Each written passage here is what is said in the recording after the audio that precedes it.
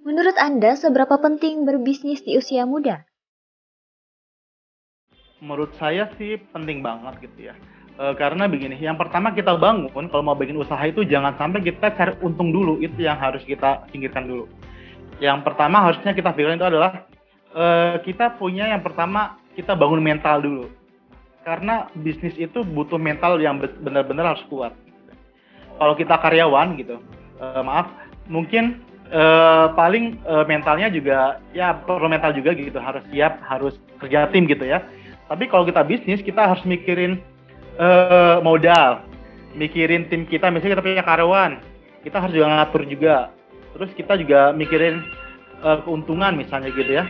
Jadi itu juga harus kita atur gitu. Jadi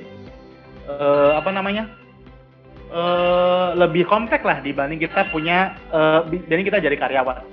Bagaimana tantangan yang Anda hadapi dalam menjalankan bisnis ini? Kalau dibilang pusing udah pasti pusing sih. Cuma saya anggap itu tantangan gitu. Ini yang ada tantangan karena belum tentu semua orang bisa jadi seperti ini gitu. Ada juga kan kadang baru ada satu masalah tutup gitu kan. Misalnya kita jualan A gitu. Sepi, tutup gitu. Padahal kan kita belum berapa persen ya, baru ada satu masalah, belum masalah 2, 3 dan sebagainya. Jadi bisnis itu emang butuh mental baja gitu, mental yang kuat gitu. Sebuah dukungan dari orang-orang terdekat seperti keluarga tentu merupakan suatu elemen yang cukup penting bagi keberlangsungan sebuah bisnis. Bagaimana dukungan keluarga pada bisnis Anda? Nah, itu penting banget. Support tuh harus kita dapatkan dari yang orang terdekat kita ya, dari istri yang pertama, terus keluarga, kakak atau adik kita lah gitu ya. Itu penting banget support buat kita. Mungkin awalnya juga orang juga mempertimbangkan, orang terdekat itu kadang kita kasih pengertian dulu gitu. Kalau saya sih take action gitu, langsung aksi aja gitu. Saya langsung beraksi, nanti biar orang terdekat kita dulu gitu, biar percaya bahwasanya kita tuh punya jiwa bisnis gitu. Itu yang harus kita mulai gitu. Kadang-kadang ya maaf gitu, ada juga yang orang seling itu nggak mendukung, akhirnya kan nggak bisa jalan kan usahanya gitu. Ya karena kenapa nggak bisa mendukung, karena mungkin kita belum pernah ngasih gitu, belum ngasih hasil gitu. Tapi kalau udah pernah ngasih, siapapun pasti mendukung kita kok. Gitu. Jadi kita kasih langsung gerak, langsung kita buktikan gitu. Tapi kita jangan memaksa gitu ya. Kita pelan-pelan aja gitu. Nanti hasilnya kita kasih tahu mereka, orang terdekat kita, pasti lama-lama mereka mendukung kita. Dalam menjalani sebuah bisnis tentu ada pengalaman suka duka yang mengiringinya. Namun hal tersebut bukanlah suatu hal yang harus dipusingkan, melainkan cukup dinikmati saja. Bagaimana suka duka Anda menjalani bisnis jasa ini?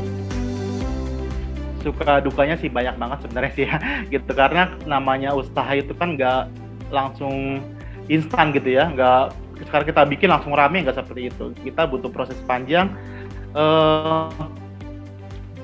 Jadi suka dukanya mungkin ada juga yang kadang namanya klien kan macam-macam gitu ya, sifatnya gitu kan. Ada yang slow gitu, santai, ada yang pengen cepat gitu. Dan kita kadang yang cepat ini kadang kita agak kerepotan juga karena kan undangan itu kan prosesnya panjang gitu. Jadi kita bikin desain dulu, terus kita ada revisi, baru kita cetak dan sebagainya.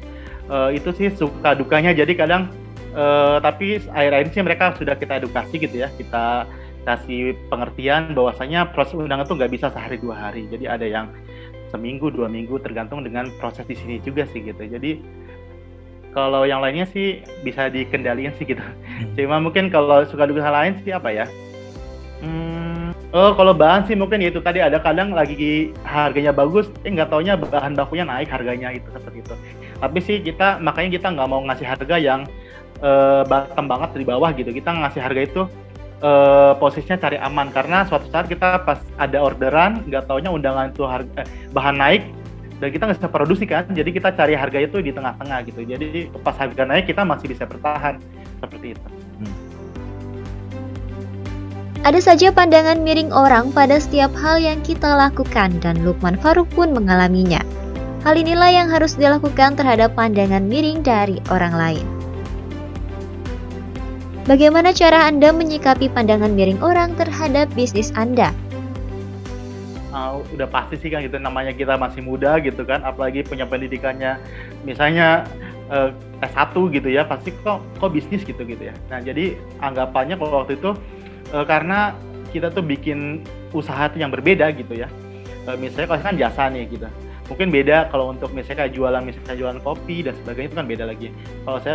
Kalau jasa itu mungkin nggak semua orang beranggapan miring gitu ya, atau gimana ya, karena kan jasa itu agak susah, nggak semua orang punya skill gitu, kemampuan gitu. Jadi jadi di sini saya berpikir